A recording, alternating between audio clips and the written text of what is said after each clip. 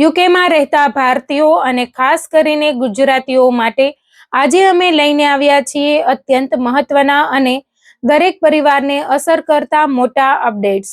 જો તમે હાલમાં યુકેમાં student visa, skilled worker visa, graduate route એટલે કે PSW વિઝા પર છો અથવા નજીકના ભવિષ્યમાં યુકે જવાનું આયોજન કરી રહ્યા છો, તો આજના આ સમાચાર તમારા માટે ખૂબ જ મહત્વના છે. છેલ્લા કેટલાક વર્ષોથી યુકેમાં રાજકીય અને આર્થિક પરિસ્થિતિમાં સતત ફેરફારો થઈ રહ્યા છે. બોરિસ જોન્સન પછી લીઝ ટ્રસ્ટ, ત્યારબાદ ઋષિ સુનક અને હવે કીર સ્ટામરના નેતૃત્વ સુધી સરકાર બદલાતી રહી છે અને તેની સીધી અસર ઇમિગ્રેશન નીતિઓ પર જોવા મળી રહી છે.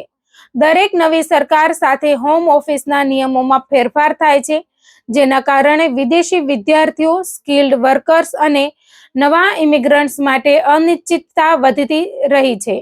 બીજી તરફ બ્રેક્ઝિટ પછી યુકેની અર્થવ્યવસ્થા હજુ પણ અનેક પડકારોનો સામનો કરી રહી છે. મોંઘવારી, કામદારોની અછત, હાઉસિંગ ખર્ચમાં વધારો અને રોજગાર ક્ષેત્રમાં બદલાવના કારણે સરકાર સતત નવી ઇમિગ્રેશન નીતિઓ ઘડી રહી છે. સૌથી વધુ ચર્ચામાં રહેલો મુદ્દો છે ILR એટલે કે ઇન્ડિફિનિટી લીવ ટુ રિમેઇન, અને જેને ઘણા લોકો PR તરીકે ઓળખે છે. છેલ્લા કેટલાક મહિનાઓથી સોશિયલ મીડિયા પર સતત દાવા કરવામાં આવી રહ્યા છે કે હવે 5 વર્ષના બદલે 10 વર્ષ પછી જ PR મળશે. પરંતુ હાલની સ્થિતિ એવી છે કે 5 વર્ષમાં ILR મેળવવાનો નિયમ હજુ પણ યથાવત છે. 5 વર્ષને 10 વર્ષ કરવાનો પ્રસ્તાવ ચર્ચામાં આવ્યો છે, પરંતુ તે હજુ સુધી કાયદો બન્યો નથી.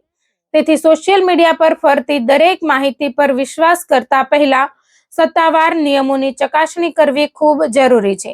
જો કે એક મહત્વની બાબત એ છે કે 5 વર્ષમાં ILR મેળવવા માટે તમારો ઇમિગ્રેશન રેકોર્ડ અને બેકગ્રાઉન્ડ સંપૂર્ણપણે ક્લીન હોવો જોઈએ.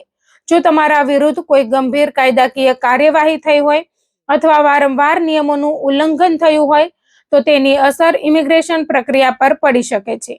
ઘણા લોકો સામાન્ય બાબતોને હળવાશથી લે છે, પરંતુ યુકેમાં જાહેરમાં કચરો ફેંકવો, ગેરકાયદેસર રીતે કચરો નાખવો એટલે કે ફ્લાય ટિપિંગ જેવા ગુનાઓને ખૂબ ગંભીરતાથી લેવામાં આવે છે. સ્થાનિક કાઉન્સિલ આવા કેસોમાં 100 થી લઈને હજારો પાઉન્ડ સુધીનો દંડ ફટકારી શકે છે અને કેટલીક પરિસ્થિતિઓમાં કોર્ટ કાર્યવાહી પણ થઈ શકે છે. એટલે યુકેમાં રહેવું હોય તો માત્ર નોકરી કરવી કે અભ્યાસ કરવો પૂરતો નથી, પરંતુ ત્યાંના કાયદા અને સામાજિક જવાબદારીઓનું પાલન કરવું પણ એટલું જ જરૂરી છે. બીજી મહત્વની માહિતી 10 યર લોંગ રેસિડન્સ રૂટ વિશે છે. જો કોઈ વ્યક્તિ student visa, masters, PhD, PSW, skilled worker અથવા અન્ય કાયદેસર વિઝા પર સતત 10 વર્ષ સુધી યુકેમાં લીગલ સ્ટેટસ જાળવી રાખે છે, તો તે ILR માટે આ રૂટ હેઠળ અરજી કરી શકે છે. ઘણા વિદ્યાર્થીઓ માટે આ લાંબા ગાળાનો મહત્વનો વિકલ્પ બની શકે છે. હવે વાત કરીએ યુનિવર્સિટી ઇન્ટેક વિશે. જો તમે સપ્ટેમ્બર ઇન્ટેક માટે તૈયારી કરી રહ્યા છો, તો હજુ પણ કેટલીક યુનિવર્સિટીઓમાં સીટ ઉપલબ્ધ છે. જો તમારી પાસે જરૂરી નાણાકીય દસ્તાવેજો અને 28 દિવસ સુધી જાળવેલા ફંડ્સ તૈયાર હોય, તો કેટલીક સંસ્થાઓમાં હજુ અરજી કરવાની તક મળી શકે છે. જો કોઈ કારણસર સપ્ટેમ્બર ઇન્ટેક ચૂકી ગયા હોય, તો ચિંતા કરવાની જરૂર નથી, કારણ કે જાન્યુઆરી ઇન્ટેક પણ એક મજબૂત વિકલ્પ છે. સામાન્ય રીતે જાન્યુઆરી ઇન્ટેક માટેની અરજી સપ્ટેમ્બરના પ્રથમ સપ્તાહથી શરૂ થાય છે. હા, શિયાળાની શરૂઆતમાં પાર્ટ ટાઈમ નોકરી મેળવવામાં થોડો સમય લાગી શકે છે, પરંતુ માર્ચથી વસંત ઋતુ શરૂ થતાં જ વેરહાઉસ, રિટેલ અને અન્ય ક્ષેત્રોમાં ભરતી વધતી જોવા મળે છે. હવે ભાષા પરીક્ષાની વાત કરીએ તો જો તમે ગુજરાત, પંજાબ, હરિયાણા અથવા ઉત્તર પ્રદેશના સ્ટેટ બોર્ડમાંથી અભ્યાસ કર્યો હોય, તો IELTS અથવા PTE જેવી આંતરરાષ્ટ્રીય માન્યતા ધરાવતી પરીક્ષા સાથે અરજી કરવી વધુ વિશ્વસનીય માનવામાં આવે છે. માત્ર ડ્યુઓલિંગો પર આધાર રાખવાથી કેટલાક કેસોમાં વધારાની ચકાસણી થઈ શકે છે. જો કે દરેક અરજીનું મૂલ્યાંકન વ્યક્તિગત દસ્તાવેજો અને હોમ ઓફિસના નિયમો મુજબ કરવામાં આવે છે. હવે ડિપેન્ડન્ટ વિઝા અંગે વાત કરીએ. હાલમાં સામાન્ય રીતે ટોડ સ્ટુડન્ટ કોર્સમાં અભ્યાસ કરતા વિદ્યાર્થીઓ માટે જીવનસાથી અને બાળકોને સાથે લાવવાના નિયમો અગાઉ કરતા વધુ કડક બન્યા છે. કેટલાક ઉચ્ચ સંશોધન આધારિત અભ્યાસક્રમો માટે અપવાદો છે. બીજી તરફ સ્કિલ્ડ વર્કર વિઝા હેઠળ યોગ્ય કેટેગરીમાં કામ કરતા લોકો માટે હજુ પણ ડિપેન્ડન્ટને લાવવાની જોગવાઈ ઉપલબ્ધ છે, પરંતુ તે નોકરીની કેટેગરી અને લાગુ પડતા નિયમો પર આધાર રાખે છે. કેર સેક્ટરમાં હજુ પણ કર્મચારીઓની જરૂરિયાત છે, પરંતુ દરેક સ્પોન્સરશિપ સાથે ડિપેન્ડન્ટનો અધિકાર મળે જ એવું જરૂરી નથી. હવે વાત કરીએ યુકેમાં રહેતા દંપતી અને તેમના બાળકો વિશે.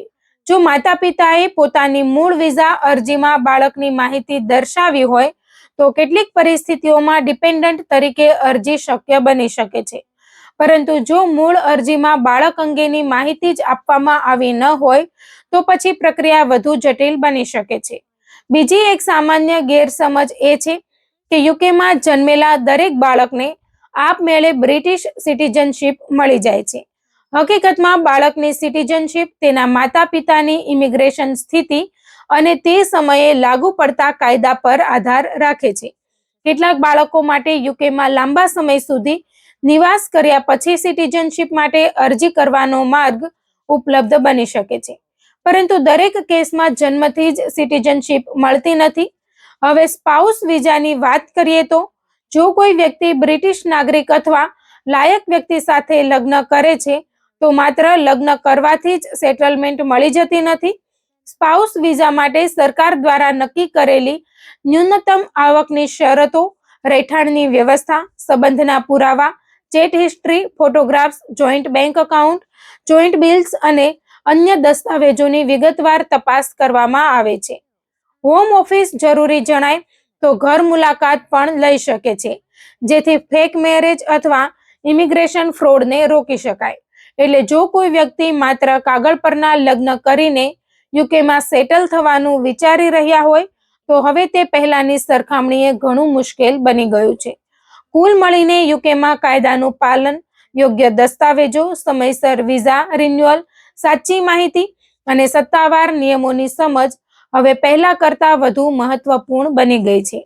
જો તમે યુકે જવાનું વિચારી રહ્યા છો અથવા હાલમાં યુકેમાં રહો છો તો સોશિયલ મીડિયા પર ફરતી અફવાઓ પર વિશ્વાસ કરવાના બદલે સત્તાવાર માહિતીના આધારે નિર્ણય લો, કારણ કે એક નાની ભૂલ ભવિષ્યમાં તમારી વિઝા, ILR અથવા સેટલમેન્ટની તકને અસર કરી શકે છે.